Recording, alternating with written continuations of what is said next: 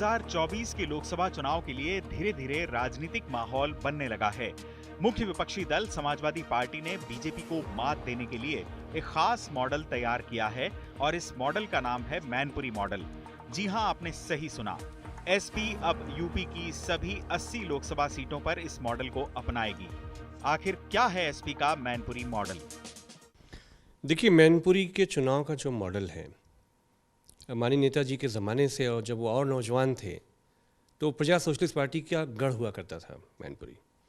आज आदरणीय डिम्पल साहिबा जो है उस लोकसभा का प्रतिनिधित्व कर रही हैं बतौर महिला।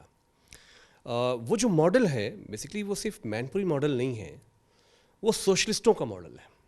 मैनपुरी लोकसभा उपचुनाव के समय समाजवादी पार्टी ने युवजन सभा, लोहिया वाहिनी, मुलायम सिंह यादव यूथ ब्रिगेड और छात्र सभा के पदाधिकारियों की कोर कमेटी बनाई थी, जिसमें बूथवार टीमें जोड़ी गईं। इस टीम को चुनावी प्रचार से दूर रखा गया था। टीम के सदस्यों ने आम लोगों की तरह गांव-गांव में जाकर लोगों की नाराजगी की वजह जानी और उसकी खुफिया रिपोर्ट तैयार की। क्षेत्रवार जैसी शिकायतें मिली, उनका तत्काल समाधान निकाला गया। एसपी नेताओं की माने तो मैनपुरी में नए प्रयोग से वहां 80% से ज्यादा वोट मिले। इसी आधार पर अखिलेश ने इसी तरह का प्रयोग सभी लोकसभा क्षेत्रों में करने का निर्देश दिया है।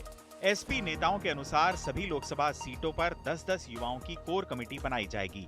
यह कमेटी सीधे प्रत्याशी और प्रदेश मुख्यालय को रिपोर्ट करेगी। कोर कमेटी से जुड़े युवा बूथवार खुफिया रिपोर्ट तैयार करेंगे। इसे लेकर एसपी के अध्यक्ष अखिलेश यादव युवा फ्रंटल संगठनों की बैठक कर चुके हैं।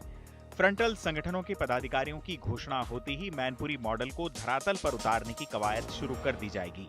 वही मॉडल जो हमने कहा कि जो सोशलिस्ट मॉडल है, जो सामाजिक न्याय की लड़ाई पर और जो डेवलपमेंट, इंक्लूसिव डेवलपमेंट की का जो मॉडल की लड़ाई है, एक एक जिले पर उसी स्तर पे लड़ाई होगी।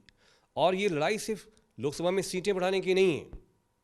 किसान विरोधी, युवा विरोधी, महिला विरोधी जो केंद्र की सरकार है, इसको सत्ता से उखाड़ फेंकने के लिए भले ही पूरे उत्तर प्रदेश की जेलों को समाजवादी पार्टी को आबाद करना पड़े, जेलें आबाद कर देंगे, ससुराल बना देंगे समाजवादी पार्टी के लोग उसको अपनी, लेकिन इस देश के मूल्यों के लिए, संविधान के लिए एक एक जिले में मिलिटेंट लड़ाई पीसफुल तरीके से समाजवादी पार्टी लड़ेगी। फिलहाल एसपी की यूपी में 5 सीटें हैं, जबकि 2014 में भी 5 ही थीं।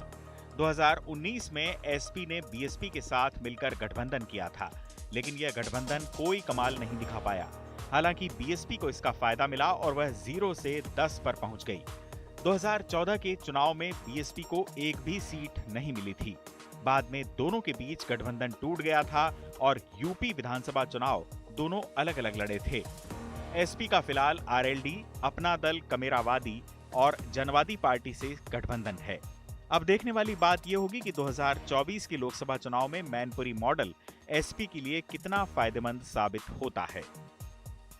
चुनाव आज तक।